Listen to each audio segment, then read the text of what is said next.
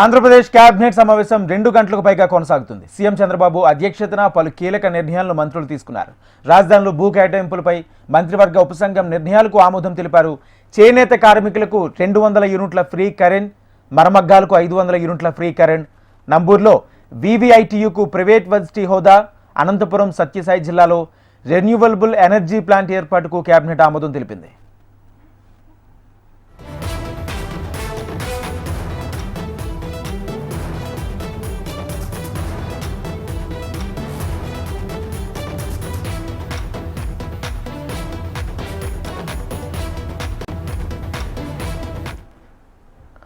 Andhra Pradesh cabinet సమావేశం 2 గంటలకు పైగా కొనసాగుతుంది. సీఎం చంద్రబాబు అధ్యక్షతన పలు కీలక నిర్ణయాలను మంత్రులు తీసుకున్నారు.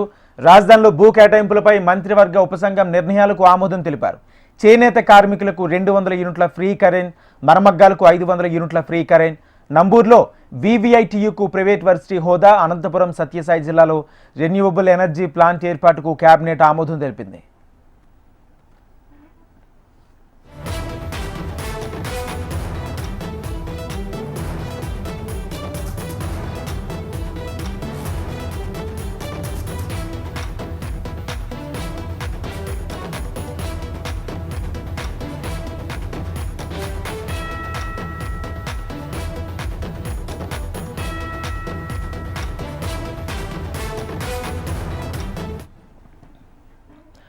ఆంధ్రప్రదేశ్ కేబినెట్ సమావేశం 2 గంటలకు పైగా కొనసాగుతోంది. సీఎం చంద్రబాబు అధ్యక్షతన పలు కీలక నిర్ణయాలను మంత్రులు తీసుకున్నారు.